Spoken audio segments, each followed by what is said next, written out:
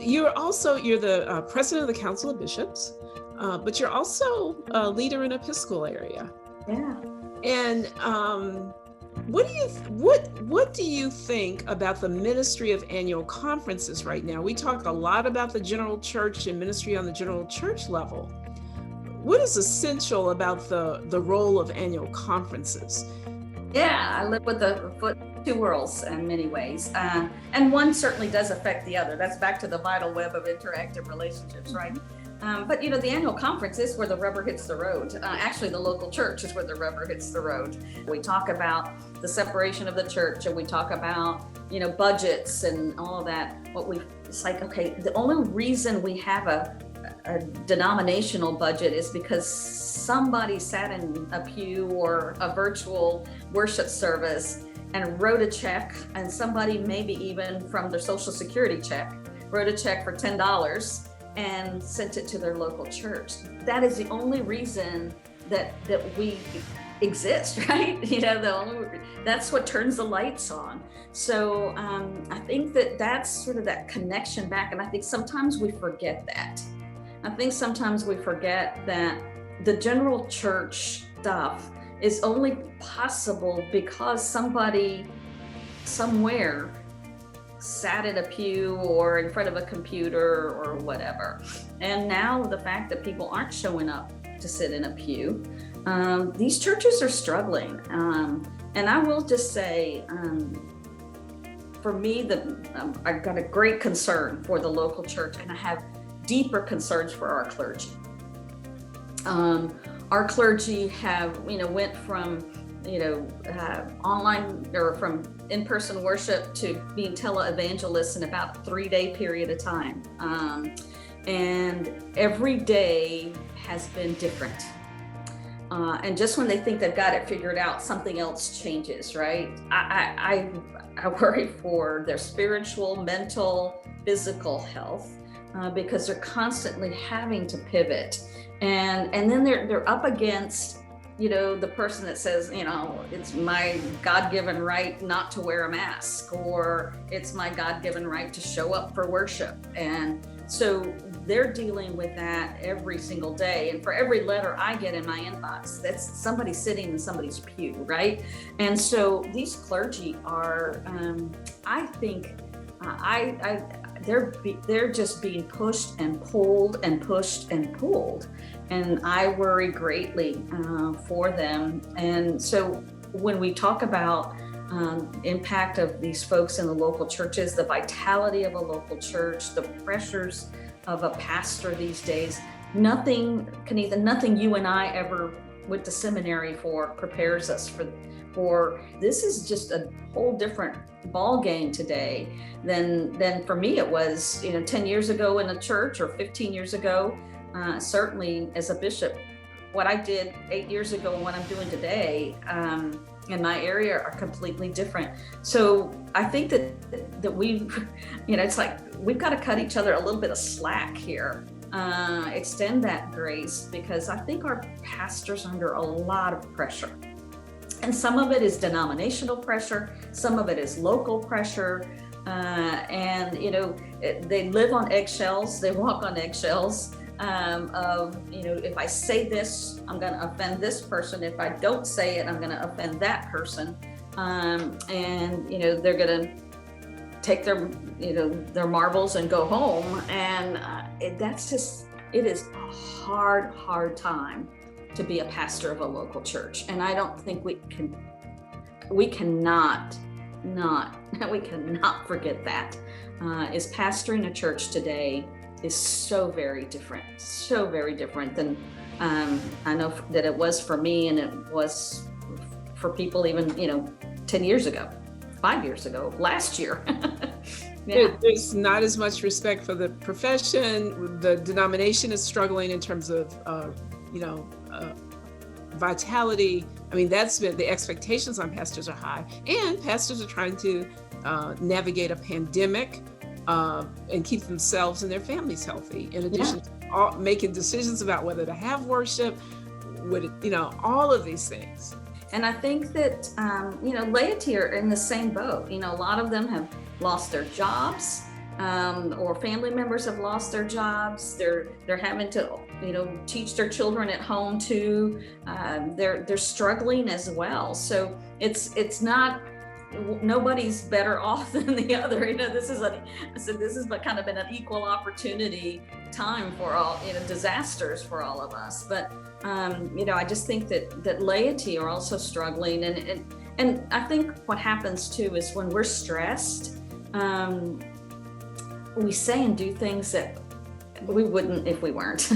And that's where, I think where we, back to your polarization question much earlier, that I think the system is stressed. And so when the system is stressed, it makes us do and say things that we would never do and say, I think, under normal circumstances. Yeah. So you talk about, in the course of this conversation, you've talked about vision. You've talked about learning how to listen in a way that where our ears are attuned to people on the margin. You've talked about dismantling racism. You've talked about what brings relevancy to the local church. All of this that is before us. What kind of leadership do you imagine emerging in the future to address these kinds of challenges? Prophetic, courageous, resilient. I think those, if I had to kind of pick some watchwords, those would be words that I would use, because I think that status quo is just not going to do it.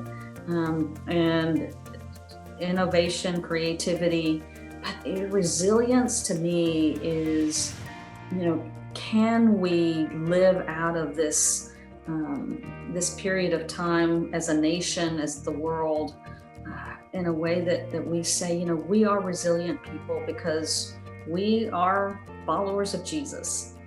And I, so for me, those are three words that I would use: prophetic, resilient, courageous, being imaginative. I think I see that's required of me right now.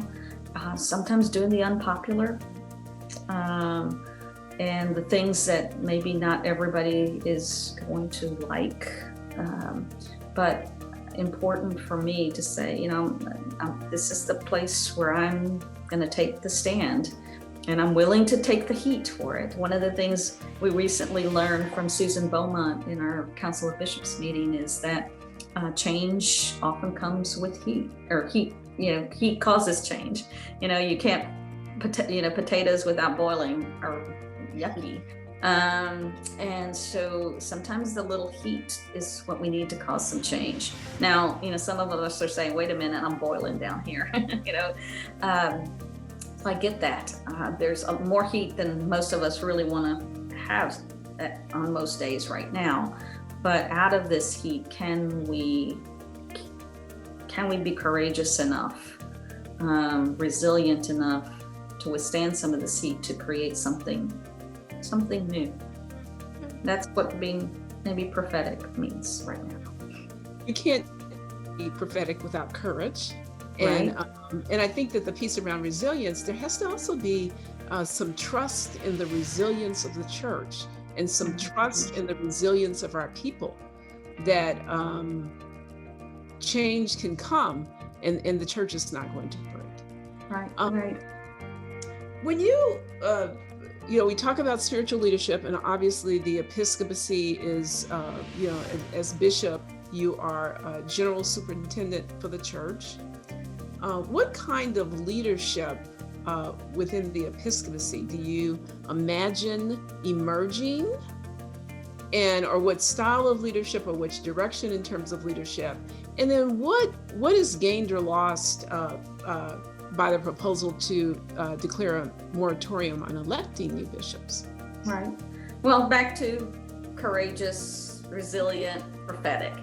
I think that's what's needed. And then what's gained. And I prefer not to use the word moratorium here, but perhaps limited elections, or no new, the Council of Bishops has really been, it was agreed upon that we supported for the grassroots efforts by some to not elect bishops this in 21.